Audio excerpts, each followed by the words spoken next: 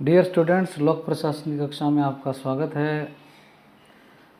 हम लोग आज लोकतंत्र में नौकरशाही की भूमिका का जो अध्याय है, डेमोक्रेसी रोल ऑफ ब्यूरोक्रेसी, इसके बारे में पढ़ेंगे। तो इसमें थोड़ा सा मैं आपको इंट्रोड्यूस कर देता हूँ कि वर्तमान युग में राजनीतिक तंत्र का संचालन लोकतांत्रिक ढंग से निर्वाचित सरकारों के द्वारा किया जाता है। विश्व के ज़्यादातर देशों में इन लोकतांत्रिक सरकारों ने मनुष्य के अधिकतम हित साधन के लिए लोक कल्याणकारी राज्य का संकल्प जो है वो आदर्श रूप में स्वीकार किया है। लोक कल्याण का यह आदर्श जनता के चुने हुए प्रतिनिधियों के द्वारा अकेले प्राप्त नहीं किया जा सकता। वास्तव में आज कोई भी आधुनिक राज्य उच्च स्तरीय व्यावसायिक लोक सेवा के अभाव में अपने अस्तित्व को बनाए नहीं रख सकता। आधुनिक राज्यों ने अपनी पूर्ववर्ती जो अहस्तक्षेपवादी नीति है उसको त्याग कर मानव जीवन के प्रत्येक आयाम के उत्थान में अपना योगदान देना शुरू कर दिया है। प्रशासन तंत्र के मानव जीवन में बढ़ते हुए इसी हस्तक्षेप को विद्वानों ने क्या है, प्रशासकीय राज्य के रूप में निरूपित किया है। वास्तव में आज भी सरकार का संचालन और नागरिक कल्याण के आदर्शों और लक्ष्यों का जो क्रियान्वयन है वो लोक सेवा की कुशलता, योग्यता, कर्तव्यनिष्ठा, सतर्कता तथा ईमानदारी पर निर्भर हो गया। कार्मिकों की इसी असैनिक सेवा को जो स्थायी, वैतनिक और कार्यकुशल अधिकारियों का समूह होती है उसे क्या है, हम लोक सेवा कहते हैं। प्रसिद्ध विद्वान हुए हैं बी स्वार्ट्स। उन्होंने कहा है कि मानव जीवन का एक भी क्षण ऐसा नहीं है जहां व्यक्ति अपने आप को सरकार और उसके अभिकर्ताओं से क्या है, अलग महसूस कर सके।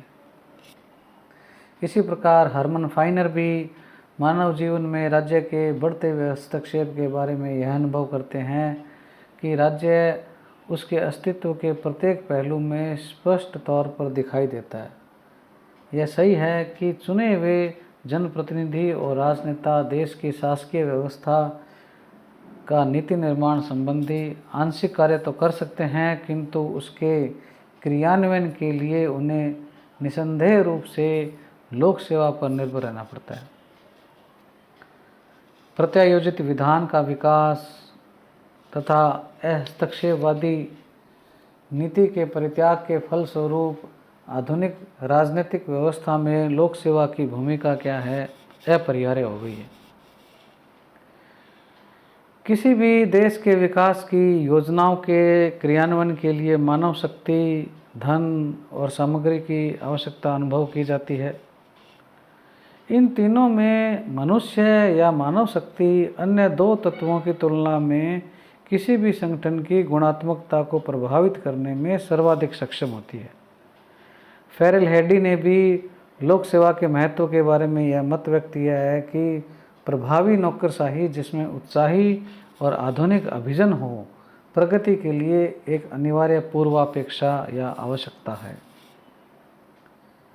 भारत की पूर्व प्रधानमंत्री स्वर्गीय श्रीमती इंदिरा गांधी ने भी अपने एक भाषण में यह मत व्यक्त किया था कि किसी भी देश और संस्था की गुणात्मकता एक निर्णायक सीमा तक उसमें संयोजित कर्मचारियों की गुणात्मकता पर निर्भर करती है। यदि सरकार को जनता के लिए अधिक हितकारी भूमिका निभानी है तो उसके कर्मचारियों को सरकार की नीतियों और कार्यक्रमों के निष्पादन में और अधिक गत्यात्मक तथा रचनात्मक भूमिका का निर्वाह करना होगा।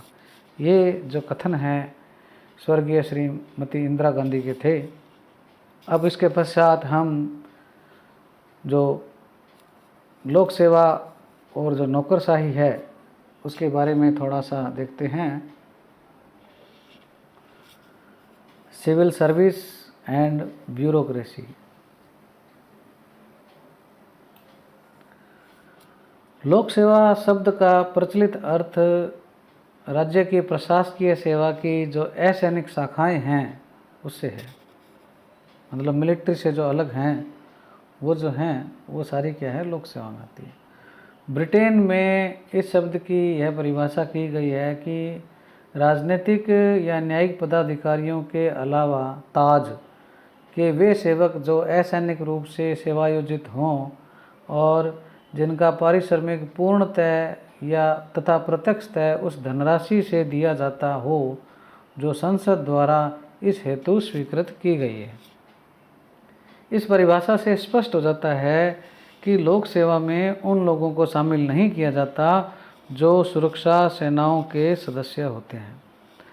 हरमन फाइनर ने लोक सेवा के बारे में कहा है कि अधिकारियों का एक ऐसा पेशेवर निकाय लोक सेवा है जो स्थायी हो, वेतनभोगी हो तथा कार्यकुशल या दक्ष हो। इस प्रकार हम कह सकते हैं कि लोक सेवा किसी भी राज्य की सरकार में कार्यरत समस्त पदाधिकारियों, उच्चतम स्तर पर सचिव से लेकर कनिष्ठतम कर्मचारियों को माना जा सकता है।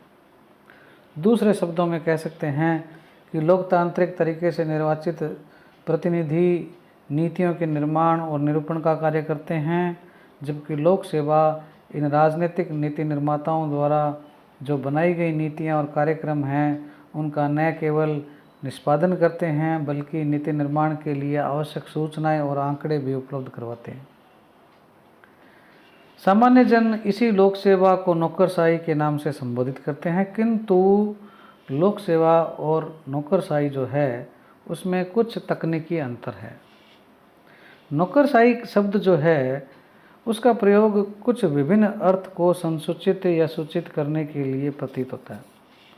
वास्तव में लोक सेवा की कार्यप्रणाली में कुछ बुराइयां जैसे अकार्यकुशलता, अमानवीय दृष्टिकोण, लालफीताशाही, जटिलता, धीमापन, लक्ष्य और साध्य की अपेक्षा साधन या प्रक्रिया के पालन पर ज़्यादा जोर देना, ये सब जो चीज़ें हैं उनको क्या है, नौकरशाही की संज्ञा दी जाने लगी है।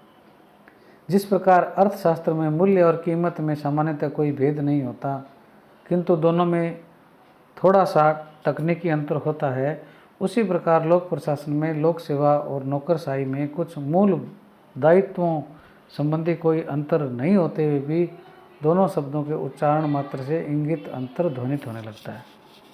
तो नौकरशाही जो है वो लोक सेवा में कार्य करने का एक ढंग या शैली है, जबकि लोक सेवा एक व्यापक अवधारणा है, नौकरशाही उसकी एक शैली है। अब हम नौकरशाही जो ब्यूरोक्रेसी है उसके अर्थ और परिभाषाओं के बारे में देखते हैं। ब्यूरोक्रेसी शब्द का प्रयोग सबसे पहले फ्रांस के अर्थशास्त्री विंसेंट डी गॉर्ने ने किया था। मूल रूप से अंग्रेजी शब्द ब्यूरोक्रेसी फ्रांसीसी भाषा का जो शब्द है ब्यूरो उससे बना है, जिसका मतलब होता है लिखने की मेज यानी डेस्क। इस शब्द का अनेक अर्थों में प्रयोग किया जाता है। सरल शब्दों में यदि व्यक्त किया जाए तो सरकारी सेवा में कार्य करने वाले अधिकारियों तथा कर्मचारियों का यह क्या है, सामूहिक नाम है। कुछ लोग इसे ऐसे कर्मचारियों का समूह मानते हैं जिस पर लोक मत का नियंत्रण न हो। विभिन्न विद्वानों ने नौकरशाही की जो परिभाषाएं दी है उनके अध्ययन से यह स्पष्ट होता है कि नौकरशाही के अर्थ के संबंध में दो विचारधाराएं प्रचलित है। इनमें से एक विचारधारा नौकरशाही को एक बुराई के रूप में परिभाषित करती है, जिसको हम क्या कहते हैं, परंपरावादी विचारधारा कहते हैं, जबकि दूसरी विचारधारा जो है वो नौकरशाही को एक अच्छाई के रूप में परिभाषित करती है, जिसे आधुनिक विचारधारा कहते हैं। ये जो विचारधाराएं हैं इसके हिसाब से हम के जो इनके चिंतक हैं उनकी परिभाषाओं को भी देख लेते हैं। परंपरावादी विचारधारा जो है उसमें जॉन ए विग और प्रोफेसर लास्की प्रमुख हैं। इसके अलावा एनसाइक्लोपीडिया ऑफ ब्रिटानिका ने भी क्या परंपरावादी डेफिनेशन दी है। सबसे पहले हम एनसाइक्लोपीडिया ऑफ ब्रिटानिका की डेफिनेशन या परिभाषा को देख लेते हैं। एनसाइक्लोपीडिया ऑफ ब्रिटानिका ब्यूरोक्रेसी को इस रूप में परिभाषित करती है कि ब्यूरोक्रेसी शब्द ब्यूरो या विभाग में प्रशासकीय शक्ति के केंद्रित होने तथा राज्य के क्षेत्राधिकार से बाहर के विषयों में भी अधिकारियों के अनुचित हस्तक्षेप को व्यक्त करता है।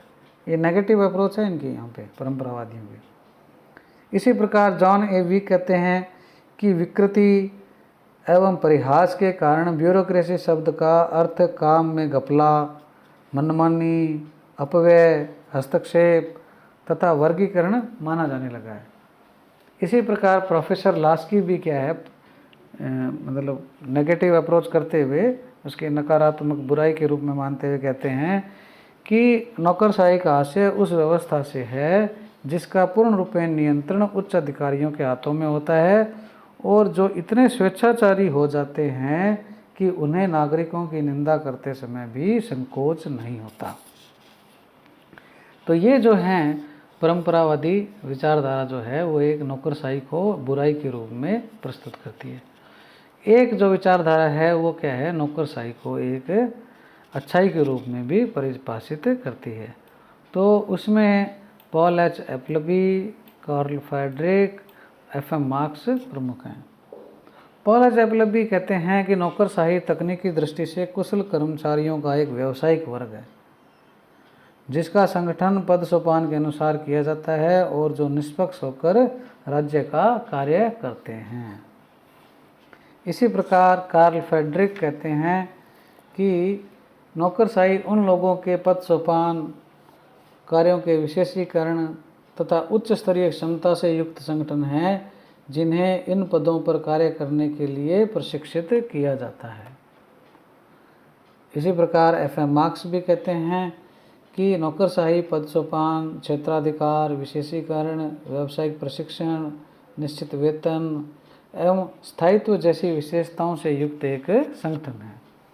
इस प्रकार हम कह सकते हैं कि नौकरशाही का जो परिभाषाएं हैं उससे क्या है, इसके अर्थ में विभिन्नता है, लेकिन इस संबंध में हम ये कह सकते हैं कि नौकरशाही एक ऐसी प्रशासकीय व्यवस्था है जो सार या प्रशासन के लक्ष्यों की अपेक्षा प्रक्रिया पर ज़्यादा जोर देती है। अब इसके बाद में हम आगे एफ.एम. मार्क्स के विचार, नौकरशाही के प्रकार आदि चीज़ों के बारे में पढ़ेंगे और वो हम अगले वीडियो में या क्लास में देखेंगे। इससे संबंधित अभी जो हमने पढ़ा, आपको यदि कोई जिज्ञासा या शंका हो तो आप मुझसे व्हाट्सएप के माध्यम में संपर्क कर सकते हैं।